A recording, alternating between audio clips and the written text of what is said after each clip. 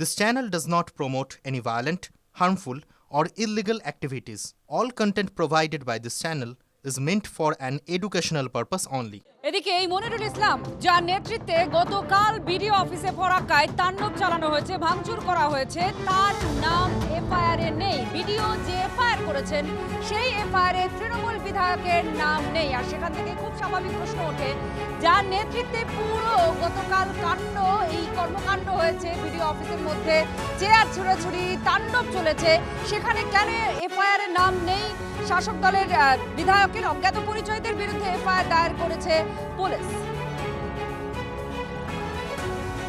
আপনি এনাকে চেনেন? আপনি এমএলএ থাকতে এমএলএ কে চেনেন না?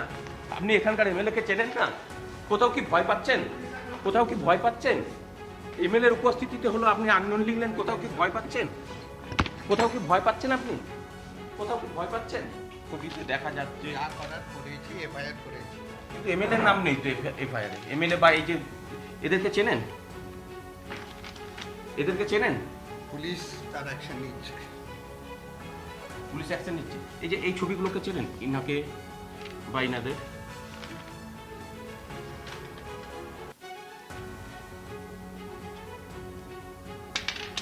ওই সময় আমি অন্য রুমে ছিলাম। That's all. এসেছিলাম সেই ছবি নিয়ে, এবং ভিডিও সেটা জানান যে সেই সময় তিনি অন্য রুমে ছিলেন, তিনি জানেন না। কিন্তু তার ভিতরে রয়েছে সিসিটিভি ক্যামেরার যে ডিসপ্লে বোর্ড, যে টিভি, সেই টিভিও কিন্তু তার ঘরের মধ্যে রয়েছে। তিনি হয়তো খতিয়ে দেখলে সেই ছবি দেখতে পেতেন, বা খতিয়ে দেখেছেন তিনি, অথচ কাউকে আড়াল করছেন বা কোথাও যেন ভয় পাচ্ছেন। কারণ আমরা যে গতকাল যে ঘটনা ঘটেছে সেই ছবি প্রিন্ট আউট করে এনেছিলাম। সেই ছবি কিন্তু সবাই সর্বসমক্ষে গোটা রাজ্যবাসী দেখেছে। সেই ছবিতে জল করছে স্থানীয় বিধায়ক, এবং এখানে দেখা যাচ্ছে যে এখানে জনপ্রিয় তৃণমূল নেতা বাবলু ঘোষ, যার সবসময় এই বিডিও অফিসে আনাগোনা, অথচ তাকে চিনতে পারেননি। এফআইআর যেখানে করা হয়েছে সেখানে এফআইআরে আননোন, এটাই লিখেছেন বিডিও। অর্থাৎ কোথাও না কোথাও ভয় পেয়েছে বা কাউকে আড়াল করার চেষ্টা। সেই বিষয়ে বিডিওর সঙ্গে জানার চেষ্টা করলে তিনি বলেন যে অন্য কোথাও ছিলেন, তিনি জানেন না। তাহলে প্রশ্ন হচ্ছে, তিনি কি ভয় পেয়েছেন? ক্যামেরায় সিদ্ধার্থর সাথে কৌশিক, টিভি9 বাংলা। মানে তো পুলিশ প্রশাসনের মদতে পুরো বিষয়টা হয়েছে, এবং এসআইআরকে বন্ধ করা একটা চক্রান্ত। এবং এই চক্রান্ত যদি মনে হয় যে ওখানকার বিধায়ক তৃণমূল কংগ্রেসের জন্য করছে, তাহলে আপনি মিথ্যার স্বর্গে বাস করছেন। উনি করছেন বাংলাদেশ থেকে আসা মুসলিম প্রবেশকারী যারা, তাদেরকে বাঁচানোর জন্য, এবং তারা যেন ভোটার লিস্টে থেকে যায় এবং ভারতবর্ষের নাগরিক যেন তারা হয়ে যান। হয়ে গেলে লাভ কি? লাভ ওনার একটাই, উনি তৃণমূল ক্ষমতায় আছে না, কংগ্রেস ক্ষমতায় আছে না, বিজেপি ক্ষমতায় আছে, এই আমিনুল ইসলামদের মতো না, কি নাম ওখানকার বিধায়কের, তাদের মতো লোকেদের সেটা খুব একটা ইম্পর্টেন্ট নয়। তাদের ইম্পর্টেন্ট হচ্ছে এটাকে ইসলামিক স্টেটে পরিণত করতে হবে। সেই জন্য সে তার কাজ করছে, আর এর সাথে পুলিশ আর মমতা বন্দ্যোপাধ্যায় সঙ্গ দিচ্ছে। আর আপনাদের জানাই যে তৃণমূল কর্মী সহ 4 জনকে গ্রেফতার করেছে পুলিশ ওই অভিযোগ পাওয়ার পরে। আর তার সঙ্গে সঙ্গে এসআইআর যে শুনানি প্রক্রিয়া, সেটা যাতে আবার শুরু করা যায়, তার জন্য আধিকারিক এসডিপিও জঙ্গিপুরে তিনি গিয়েছিলেন বিডিও অফিসে। আমাদের সঙ্গে কৌশিক, আমাদের প্রতিনিধি আছেন, আরো জানাচ্ছেন। কৌশিক, এসআইআর এর প্রক্রিয়া, যে শুনানি প্রক্রিয়া, সেটা কি শুরু হয়েছে? এখন কি অবস্থা? দেখো, যিনি মহকুমা আধিকারিক রয়েছেন তিনি কিন্তু গেছেন যে ফারাক্কা ব্লকে, এবং ফারাক্কা ব্লকে যিনি বিডিও রয়েছেন তার সঙ্গে আলোচনা করছেন।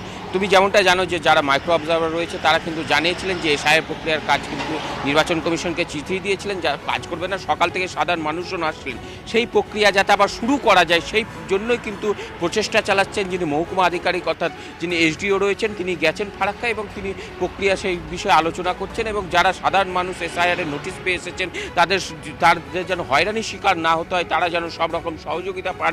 কারণ আজকের যে ডেট দেওয়া আছে, হয়তো পরবর্তীকালে তারা কি করবে, তারা একটা কুলকিনারা পাবে না, সেই জন্য সেই সমস্ত ব্যবস্থা করার চিন্তাভাবনা রয়েছে এসডিওর পক্ষ থেকে, এবং সেই বিষয়ে তিনি এখন কিন্তু আলোচনা করছেন। এবং তিনি যেটা জানিয়েছেন, কারণ এখনো যেখানে পুরো প্রক্রিয়াটা একটা প্রচেষ্টার মধ্যে আছে, যে শুরু করা হবে, আরো কি নিরাপত্তা রক্ষী বা পুলিশ কর্মী মোতায়েন করা হয়েছে? দেখো, গতকালের পর থেকে কিন্তু বিডিও অফিস চত্বর কিন্তু পুলিশের ছয়লাভ করে দেওয়া হয়েছে। এসডিও ফারাক্কা যিনি রয়েছেন তার নেতৃত্বে বিশাল পুলিশ বাহিনী সেখানে রয়েছে। ফারাক্কা থানার আইসি তিনি সেখানে গেছেন, এসডিপিও যিনি ফারাক্কা রয়েছেন তিনি রয়েছেন। এছাড়া বিভিন্ন এসআই পদমর্যাদার যারা অফিসার রয়েছেন সেই সব পদমর্যাদার অফিসাররাও রয়েছেন এবং বিভিন্ন যে পুলিশকর্মী তারাও রয়েছেন, যাতে কোনো রকম আর অপ্রীতিকর ঘটনা না ঘটে সেই দিকেও কিন্তু নজর রাখা হচ্ছে ধন্যবাদ। পুলিশ প্রশাসনের কৌশিক পক্ষ থেকে। এবং আমাদের সরাসরি ছিলেন আমাদের সঙ্গে। আপনাদের দুটো ছবি আমরা দেখাচ্ছি, চাকুলিয়া আর ফরাক্কার গতকালের যে ঘটনা, একেবারে তৃণমূল কংগ্রেসের বিধায়ক তার নেতৃত্বে এই পুরো কাণ্ড ঘটে। গতকাল যেটা ডান দিকে আপনারা দেখতে পাচ্ছেন, আজকে গতকাল এফআইআর হয়েছে কিন্তু তার নাম নেই।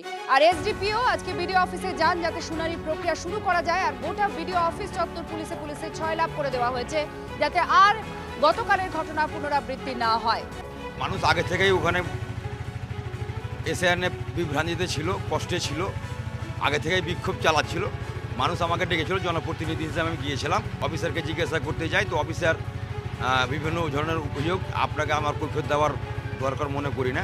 রামের নাম শুনছে তখন বলছে কি যে কাগজপত্র লাগবে না, এবং রহিমের নাম শুনছে তখন ও বলছে কি যে তোমার 14 গোষ্ঠীর নাম লাগবে। এই তো হয়েছে ঘটনা। মানুষ জনবিস্ফোরণ ঘটিয়েছে।